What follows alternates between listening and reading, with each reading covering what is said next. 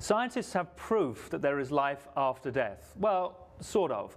What they have discovered is that consciousness may continue even after death. Now, this is a subject that's been treated with a lot of skepticism over the years, but in a most extensive study of its kind, scientists at the University of Southampton in the UK have spent nearly 4 years examining more than 2,000 people who suffered cardiac arrests at 15 hospitals in the UK, the US, and Austria, and have found that 40% of people who recovered described having some form of awareness at the time when they were declared clinically dead. Now, as I said, Mark, the perception is, or the current wisdom is that death occurs about 20 to 30 seconds after your heart stops beating. And the research indicates that it goes on for significantly longer than that. And this is what the sort of top line takeaway from the report is. Quotes, "The evidence thus far suggests that in the first few minutes after death, consciousness is not annihilated. Whether it fades away afterwards, we do not know. But right after death, consciousness is not lost."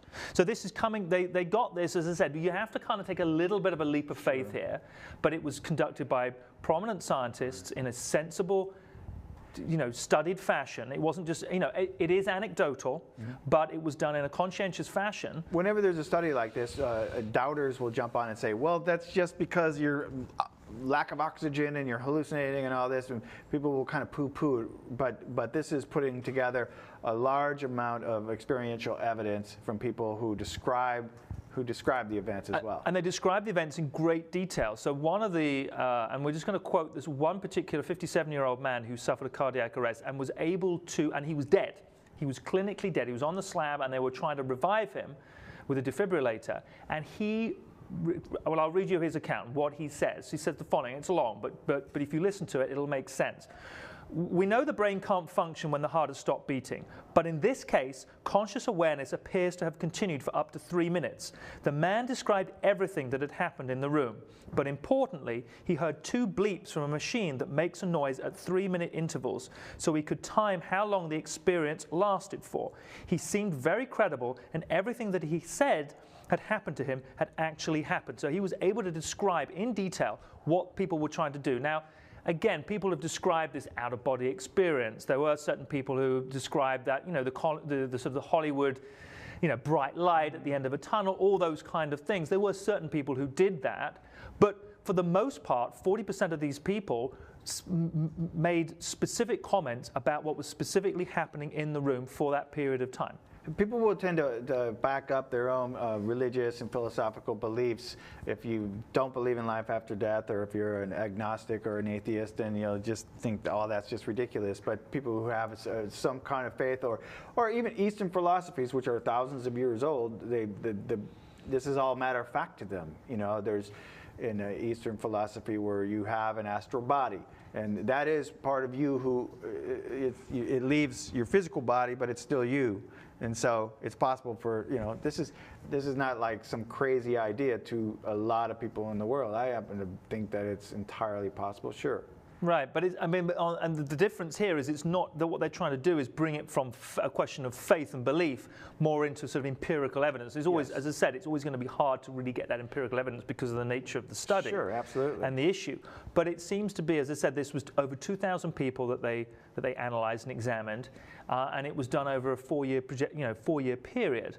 So it has weight, and what the results were, and the results from a third-party board of scientists and researchers who read the report certainly said that there was merit in the report and it bore further investigation and examination.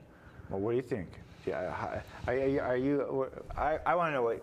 Well, I think I'll surprise you. I believe that. I don't believe that there's a moment at which, it's kind of like, it sounds a bit silly, but the way I would view it is it's almost like you're kind of powering down. Mm-hmm. And I think there probably is that moment at which it doesn't just, your heart stops beating, but then. But do you think that you carry on the plug after the fact? Say you don't come back, okay? Say there's a half hour and you're out and you're floating around and you're seeing everything. Right. And instead of coming back to say, oh my God, I had this experience, you don't come back. You're gone. You die. Do you think that your conscious carries on? That's a hard question to answer. It's on any given day it will change. And I was just about to answer you basically with a no on that one, because I think, I think there's that response, which is, I was dead for 1 billion years before I was ever born, and I think it'll be the kind of the same. There's no reason to think that I wouldn't be just as dead after I've lived, if you get what I'm trying to say there. It's just like I was dead before I was ever conceived and came into being. So there is that nothingness. You say that as if it were a fact. But how do you're questioning that? Well, yes. Do you have any? Are you one of these past life type of people? It's possible. Yeah, it's possible. Sure. So you're saying, well, who were you in a past life? Were you a carer? Were you a nurse or a doctor in a MASH unit? I see you as being on a battlefield somewhere, caring for people. Oh, okay, fine. Mopping a brow. I don't know. I'm just saying that if I don't subscribe to the idea that you were dead forever before you were born. So okay. So where do you land on this? I land on I think science is getting to the point of being able to prove something that I hope to be true. That sounds like a politician's answer. I mean, I absolutely. I plan on having a good old time after I've gone from this body. I plan on having a blast. Okay. But it's like Houdini. Houdini said if there was an afterlife, and he was the greatest escapologist of them all, he said, I'll let you know. I'll let you know. I'll be able to communicate with you. And I don't think he ever did. Well, maybe he didn't find he was relying too much on his body, maybe he just didn't have the look. There's plenty of other people who have been able to do what he says, but we'll let our viewers debate that. Right. So let us know your thoughts. Where do you stand on this? Life after death? Yes, no. Seance? Do you want us to have maybe we should do one of those. You want to do one of those? Now, Ouija boards? You're just mocking me. I'm not mocking. No, I'm not mocking you. I believe. I told you it was on any given day. Just today, I'm more on the skeptical side. Okay. Anyway, let us know your thoughts, and as always, subscribe to the Lib TV.